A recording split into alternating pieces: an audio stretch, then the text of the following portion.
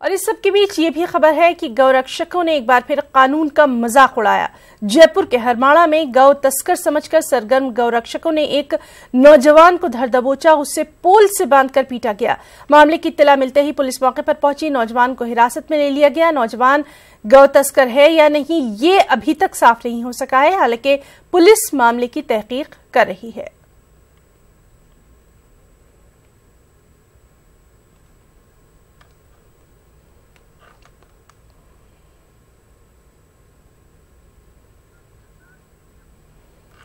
मरकजी दाखिला सेक्रेटरी राजीव गौबा ने आज सोशल मीडिया के नुमाइंदों के साथ खुसूसी मीटिंग की। इस मीटिंग में WhatsApp, Facebook, Google, Twitter, YouTube और इंस्टाग्राम के नुमाइंदों ने शिरकत की।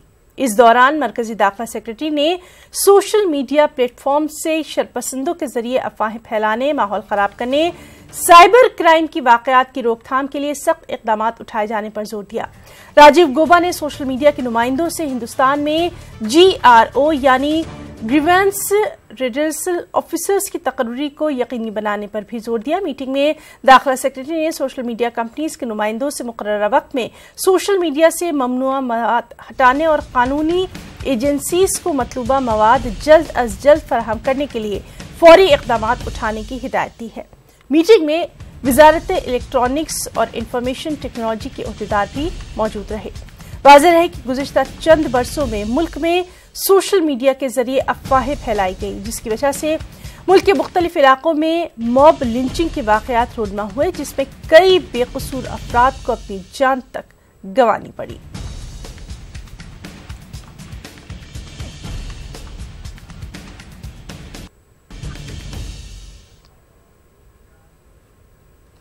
मालेगांव 2008 बम धमाका मामले में कल NIA कोर्ट तमाम मुलजिमीन पर इल्जामात वज़ी करेगी। ऐसे में मामले में मुलजिम कर्नल प्रसाद पुरोहित की मुश्किलात में इजाफा हो गया है। कर्नल पुरोहित ने बॉम्बे हाई कोर्ट में UAPA हटाने की अपील करते हुए हाई कोर्ट का फैसला आने तक NIA कोर्ट के जरिए इल्जामात वज़ी करने की कार्रवाई पर रोक लगाने की अपील की थी। अब जबकि बॉम्बे हाई कोर्ट में कर्नल पुरोहित की अर्जदाश्त पर समाअत नहीं हो पाई और ऐसे में कल यानी जुमे के रोज दीगर मुलजिमीन के साथ कर्नल पुरोहित पर भी UAPA के तहत इल्जामात वज़ी किए जा सकते हैं।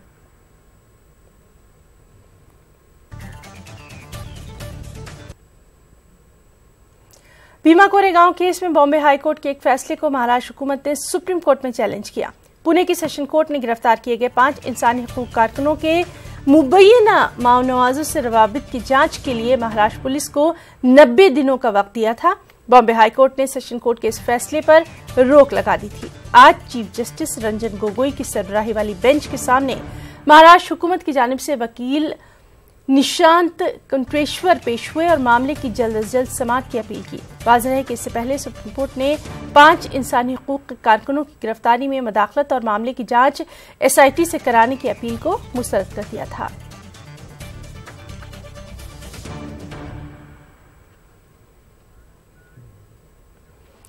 मदरसा बोर्ड से मुल्हिक मदारिस वैसे ही मुश्किलात से दो चार रहते हैं, लेकिन अगर जानबूझकर मदरसे का ग्रांट बंद कर दिया जाए तो फिर इसे क्या कहेंगे। राजस्थान के सरकारी मदरसों के साथ महकमा तालीम का रवैया कुछ ऐसा ही सौतेला सलूक पेश कर रहा है। खास रिपोर्ट।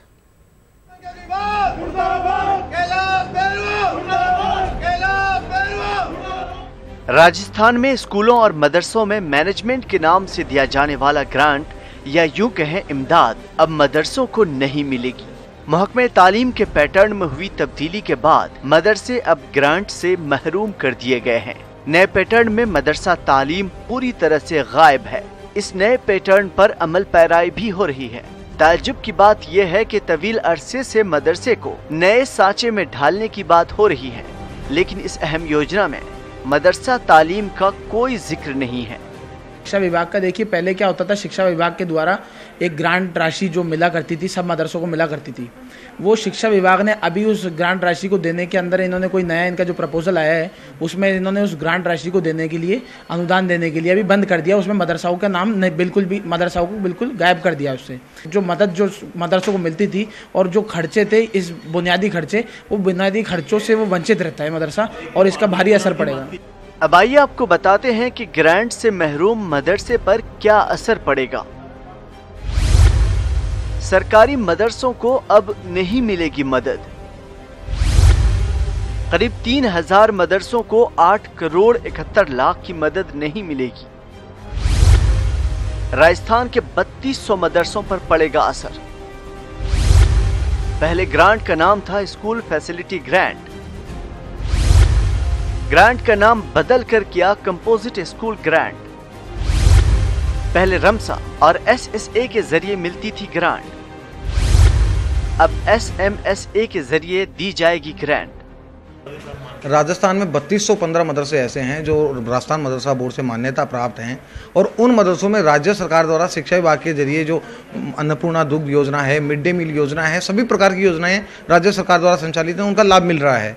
पहले जब SSA के थ्रू SFG की राशि दी जाती थी, स्कूल फैसिलिटी ग्रांट, भौतिक सुविधाओं के लिए, उसकी राशि हमेशा मदरसों को मिलती रही है। लेकिन जब से रमसा और SSA को एक साथ करके समसा का गठन किया गया है, उसके बाद में नया एक फंड इन्होंने नई ग्रांट चालू की है, कंपोजिट स्कूल ग्रांट, जिसमें छात्र संख्या के आधार पर ग्रांट राशि दी जा रही है। अब इसमें इन्होंने मदरसों को इस सूची में शामिल नहीं किया है। मदरसा बोर्ड ने महकमे तालीम को खत लिखा है और ये वाज़ेह किया है कि अगर मदरसों को माशी तौर पर नजरअंदाज किया गया तो मदरसों को किन दुश्वारियों का सामना करना पड़ेगा। इससे पहले 3000 मदरसों को 8 करोड़ 71 लाख की मदद मिलती थी, लेकिन अब ये रकम नहीं मिल सकेगी।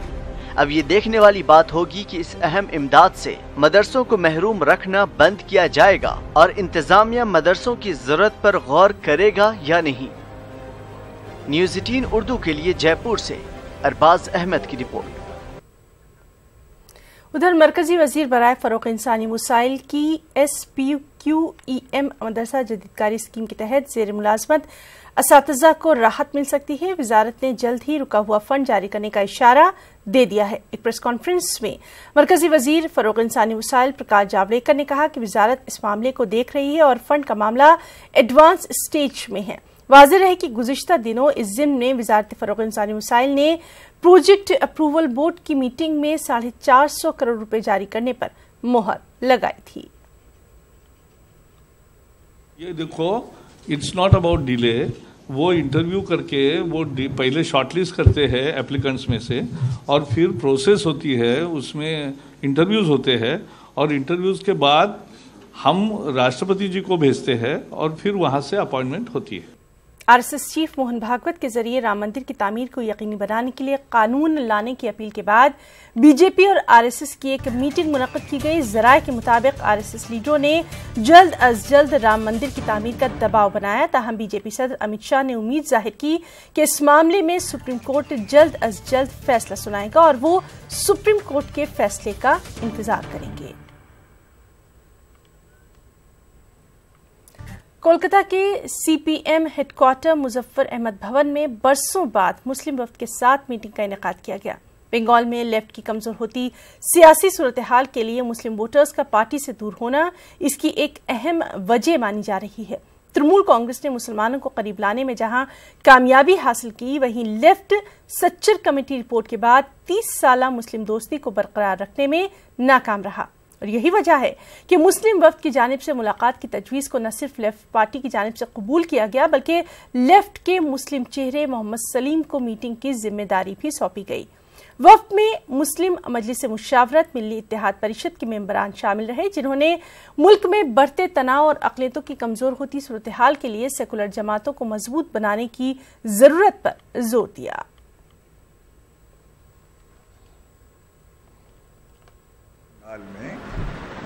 सेकुलर पार्टीज़ हैं, उनके जो लीडर्स हैं, रहनुमा हैं, उनसे हम लोग मुलाकात कर रहे हैं और उसमें ख़ास मकसद ये है कि सेकुलर वोट्स जो हैं वो डिवाइड ना हों और जो कम्युनल फोर्स है BJP, उसको किस तरह डिफीट कर सकते हैं, किस तरह उसको नाकाम कर सकते हैं, उनकी राय मालूम करना चाहते हैं। तमाम पार्टियों के लीडरान से एक्सेप्ट BJP मुलाकात कर लेंगे तो फिर हम लोग ये सोचेंगे कि जो राय आई है मुख्तलिफ पार्टियों से, मुख्तलिफ जमातों से, उसकी रोशनी में हमको क्या रोल अदा करना चाहिए। जो सेकुलरिज्म और डेमोक्रेसी के लिए कमिटेड हैं और ख़ास करके अक़लियतों के जान और माल के हिफाजत, उनका हुकूक के सवाल पर, उनके रोज़गार, उनके तालीम के मामले में शिक्षा के जो हक है वो मिले, इसके लिए जो लोग काम कर रहे हैं तो वो सब सियासी पार्टी से मिल रहे हैं। तो CPIM के भी दफ्तर में आए, हमसे बात कर रहे हैं और चूँकि हमारा सोच क्या है, हम किस तरह से देख रहे हैं, इस बारे में कुछ तबादला ख्याल हो रहा है।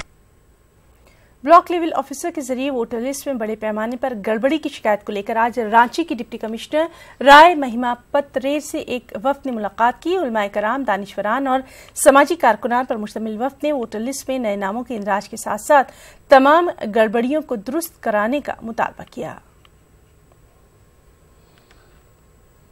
से वोटर लिस्ट में सुधार के संबंध में जो कार्रवाई चल रही है उसमें कहीं भी कामयाबी नहीं मिल रही है BLO की अनियमितता के कारण, लापरवाही के कारण, क्योंकि किसी भी हलके में BLO जो है वो डोर टू डोर नहीं जा रहे हैं जैसा कि उनको जाने का आदेश है। तो उन्होंने कहा कि एक सर्वे आप लोग कर लीजिए किस बूथ में कितनी अनियमितता BLO के कारण हुई है और उनके कारण जो है वोटर लिस्ट में गड़बड़ी हुई है या नहीं चढ़ पाया है, तो हम उनको देखेंगे, कार्रवाई करेंगे और कोई आदमी छूटने नहीं पाएगा। हम लोगों ने यही कहा है कि हमें बता दें कौन से बूथ में है, हम लोग उस बूथवार वहाँ पे कैंप लगवा देंगे। हमने अक्टूबर भर में 10-12 जगह कैंप लगवाया जहाँ जहाँ प्रॉब्लम्स आ रही थी, उससे काफ़ी अच्छा रिस्पॉन्स मिला है। दूसरा, एक थोड़ी सी आपके चैनल के माध्यम से मैं ये भी मिथ्या दूर करना चाहूँगा कि ये आखिरी बार अपडेशन हो रहा है। जनवरी में फिर से अपडेशन होगा। मान लीजिए किसी का अगर कोई आपत्ति रह जाती है तो वो।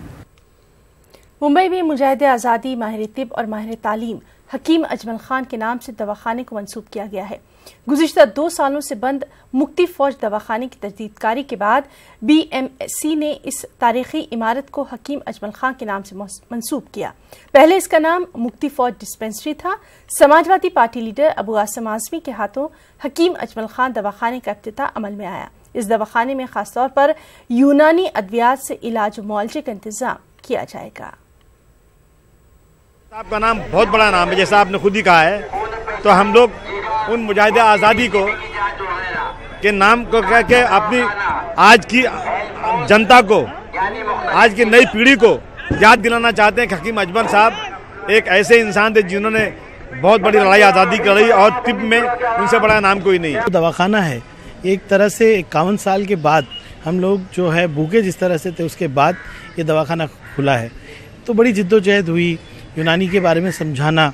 अब तो अवेयरनेस यूनानी के बारे में बहुत ख़राब हो गया है। तो ये सारी जिद्दोजहद के बाद जब ये दवाखाने की परमिशन मेरे हाथ में आई तो मैंने सबसे पहला फ़ोन उलमाओं को लगाया, यूनानी के जानकारों को लगाया। सब ने कहा कि आप इसको मंसूब कीजिए तो हकीम अजमल खान साहब के नाम से। गुजरात के अहमदाबाद के इलाके सरखेज में सरकारी लाइब्रेरी की बेहद ज़रूरत है, लेकिन रियासती हुकूमत है कि आंख मूंद के बैठ गई है और ऐसे में तलबा की मदद के लिए सरखेज रोज़ा कमेटी आगे आई है। कमेटी ने तारीखी सरखेज रोज़ा में ही एक लाइब्रेरी का क़याम किया है।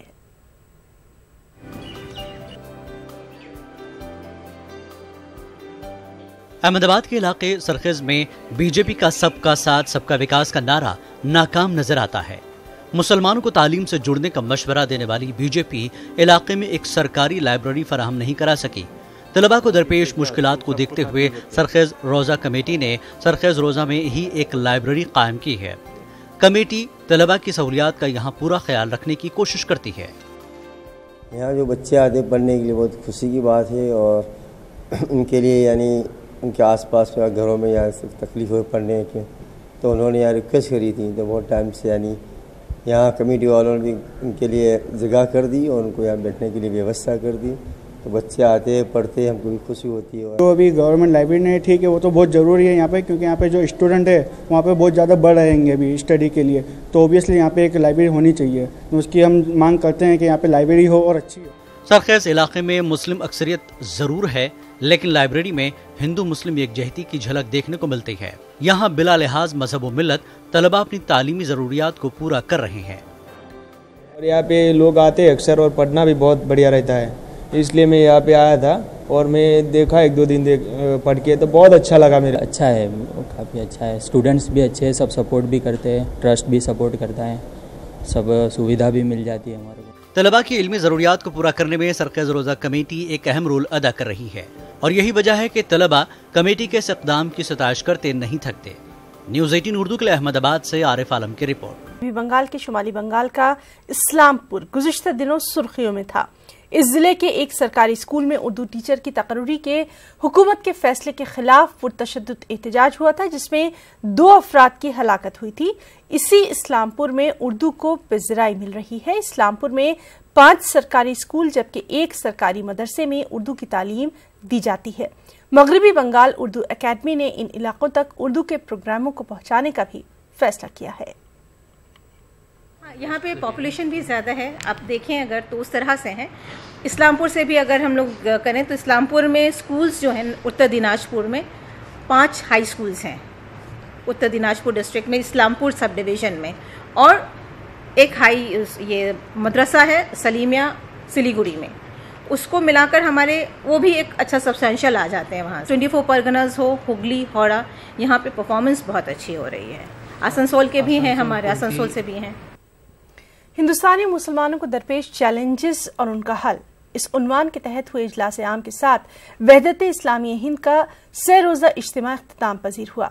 सह रोज़ा इज्तिमा में मुल्क भर के सैकड़ों मंदोबीन ने शिरकत की। इजलास आम में मुसलमानों को हक की तरफदारी और जुल्म के खिलाफ आवाज़ बुलंद करने की तलकीन की गई। तो आप देखिए हमारी ये खास रिपोर्ट। आपको बता दें कि मजीद ताज़ा खबरों के लिए आप लॉग इन कर सकते हैं हमारी वेबसाइट news18urdu.com पर। आदाब। वहदत इस्लामी हिंद का औरंगाबाद का सह-रोज़ा इज्तिमा कई मानों में अहमियत का हामिल रहा। इस इज्तिमा में हिंदुस्तानी मुसलमानों को दरपेश चैलेंजेस और उनके हल के ताल्लुक से संजीदगी से गौर व खौज किया गया और हक़ व इंसाफ का परचम बुलंद करने की तलकीन की गई। क्यों नहीं कहते कि अगर हमारे हक में फैसला होगा तो ठीक है और नहीं होगा तो हम किसी भी अदालत के फैसले को नहीं मानेंगे। क्यों नहीं कहते, जबकि हमने एक शरई मौक़िफ़ इख्तियार कर रखा है बाबरी मस्जिद के ताल्लुक से। हम ये बात बहुत पहले से कह रहे हैं, अब खास पसंद में ये बात कहेंगे कि जब हमारे वोट की कोई अहमियत ही नहीं रही, हमारे नाम वोटर लिस्टों में नहीं है, जो थे वो काट दिए गए, तो हमें जरूरत क्या है उसमें हिस्सा लेने की। इजलास आम में हुजूमी तशद्दुद, शरई उमूर में मदाखलत, तलाक़ सलासा और हुबुल वतनी के नाम पर मजहबी मुनाफरत फैलाने वाली साजिशों पर रोशनी डाली गई। साथ ही आलमी सतह पर मिल्लत की ज़बूहाली के लिए मुस्लिम हुक्मरानों की मौजूदा रविश पर जबरदस्त चोट की गई। तुर्की के सहाफ़ी जमाल खाशखजी के कत्ल को हुक्मरानों की गुमराही से ताबीर किया गया। मुस्लिम हुक्मरानों को जो इस्लाम की रुसवाई का सबब बने थे, ये इन रुसवाई का, बल्कि ये हमारे और आपके कातिल नहीं है, ये जमात खशोगी के कातिल नहीं है, ये दीन इस्लाम के कातिल है। इस्लाम की मानवियत को ये सब्र कर रहे हैं, इस्लाम की तशरीहात को बदल रहे हैं, ये तहरीर के सबसे बड़े रमदार। इजलास आम से सदारती खिताब करते हुए मौलाना अताउर रहमान वजदी ने कहा कि हिंदुस्तान में अक़लियतों को गुलाम बनाया जा रहा है। मुसलमान जब खौफजदा हो जाएंगे तो कुछ नहीं कर पाएंगे, इसलिए हमें अल्लाह के सिवा किसी से भी खौफजदा नहीं होना चाहिए। जरूरत ये है कि आपको खौफजदा किया जा रहा है, तो आप खौफ से कैसे कर सकते हैं। अगर खौफजदा आदमी हो, जानवर हो, कोई भी हो, जब वो खौफजदा हो जाता है तो उसकी कुछ कारण से काम नहीं आता। जब मिल्लत खौफजदा हो जाएगी तो वो जो कुछ कर सकती है वो भी नहीं करेगी। इस सिलसिले में आपकी रहनुमाई के लिए, जबकि हम यकीन रखते हैं और हमें यकीन होना ही चाहिए, हमारा ईमान है कि अल्लाह की किताब मुकम्मल है और उसके अंदर पूरी जिंदगी की हिदायत हैं। इस मौके पर तालीम का भगवाकरण और माली इयानत के नाम पर मदरसा निज़ाम को सबूताज करने का इल्ज़ाम आयद किया गया। साथ ही मुसलमानों से अपील की गई कि वो सिराते मुस्तकीम की राह पर पूरी दयानतदारी से अमल पैरा हो जाएं। इसी में कौम व मिल्लत की भलाई है। इस सह-रोज़ा इज्तिमा और इजलास आम में मुल्क के तूलो अर्ज से वहदत इस्लामी हिंद के मंदूबीन ने शिरकत की। न्यूज़ 18 उर्दू के लिए औरंगाबाद से अजहरुद्दीन की रिपोर्ट।